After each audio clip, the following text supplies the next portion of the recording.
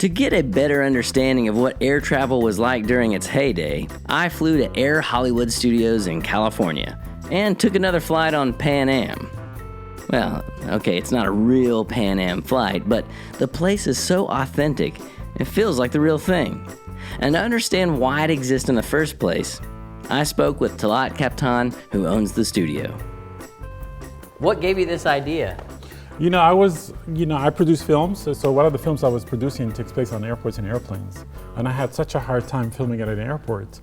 And I said, I thought it would be a really great business to open an aviation film studio where you can do both, airports and airplanes. So this worked out really well. We've been here for almost 20 years. Wow. Yeah, this is a great idea. So we're going into our airport terminal. It goes arrival, departures, immigrations, TSA. So it changes all the time, depends on really the company what they want to do. This could be any airport in the world. Because on real airport like LAX, you can't even take a screwdriver through. Oh, sure. So this is a control environment. So basically this is what everybody likes to shoot the film here. Well, I didn't even expect to fly out until tomorrow, but it feels like I'm going to today. We do it, everything is authentic. The X-ray machines really work, and we do a lot of shooting here. We're the largest aviation film studio in the world. This has been the easiest bypass through security, though, that I've done in a while. Yes, and you don't have to take your shoes off here either. That's right. I need to have some luggage with me. I feel out of place right now. I know. We'll get you one from our prop house. Okay. I'll go in here. So this is our wide-body aircraft that used for international or long-distance flights. On real airplane, it takes about 4 hours to move one chair. Here, it takes 2 minutes. Every time you see a commercial or TV show shot on airplanes, it's usually done here. I can see why. Yeah. Super convenient. Yeah. We're on a floor basically with airbags. So basically we can lift it up and we can shake it. Oh, wow. And I promise you, with the sound effect, we close the window and we shake the whole thing, you're definitely on an airplane. Yeah. That's very cool. So this is the original cockpit from the movie Airplane. Flight 209er, you are cleared for takeoff. Roger. Huh? Basically, it's a piece of history. Yeah. Because everyone, no matter who it is, they always want to take a picture inside. Oh, yeah. I do. Yeah. And it still lights up. And it still lights up. Do not push. Yeah. We have clearance, Clarence. Roger, Roger. What's our vector, Victor?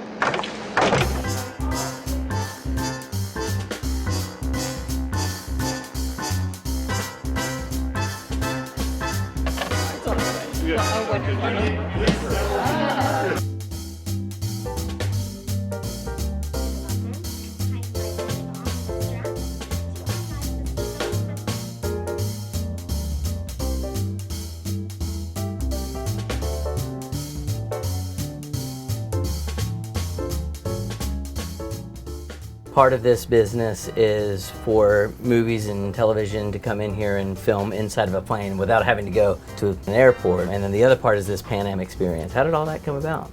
Our main business is really aviation for the film and commercial industry, TV commercial industry. Somebody introduced me to Anthony and said, "Have you heard about this guy from Pan Am?" And I said, "No, I haven't heard of him." From Pan Am? From Pan Am. And it's like, it can't be. The guy made introductions and I went to see him. Yeah.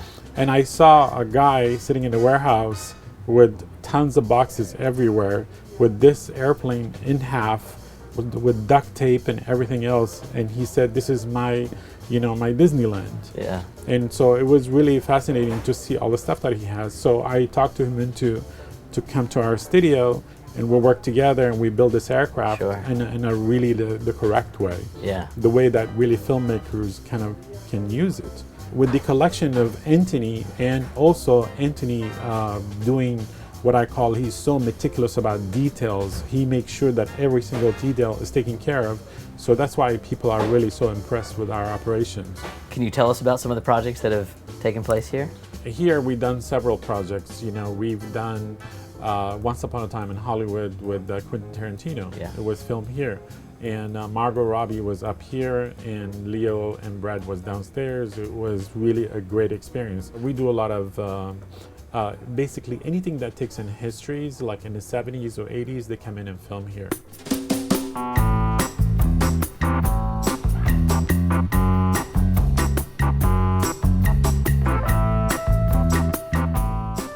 Continental Airlines uniform. So we have all original pieces here from literally just about any airline you can name throughout this back area here.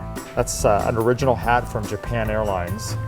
This is the uniform that it goes with. Oh, wow. This is from 1977.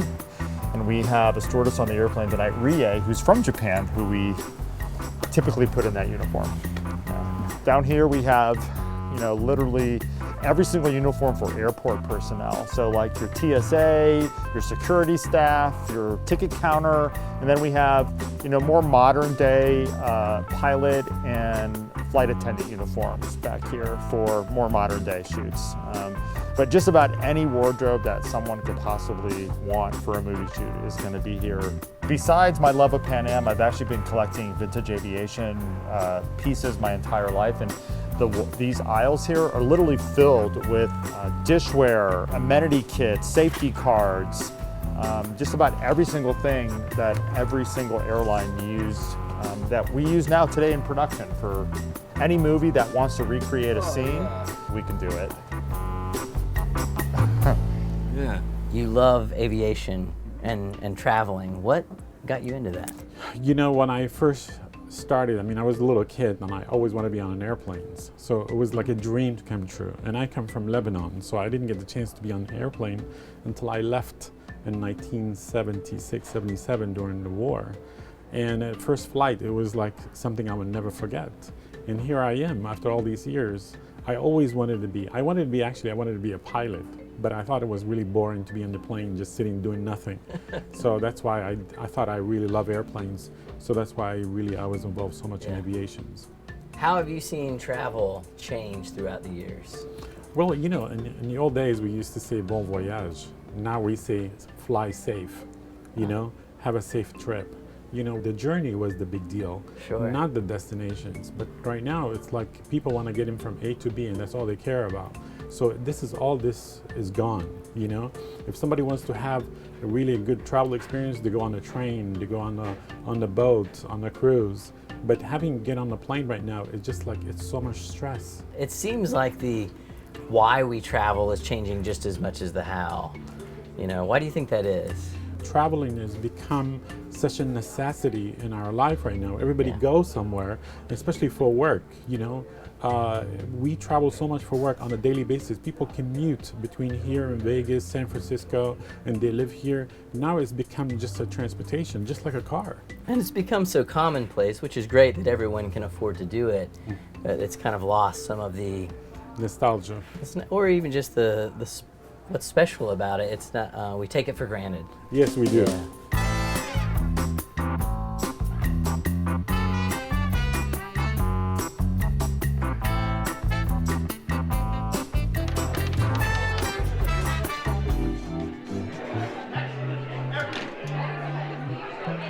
All set. This video is inspired by our PBS series, Reconnecting Roots. Visit reconnectingroots.com to watch the full episodes or to check out our music and podcast. Give us a thumbs up and subscribe so we can keep making more. Thanks for watching.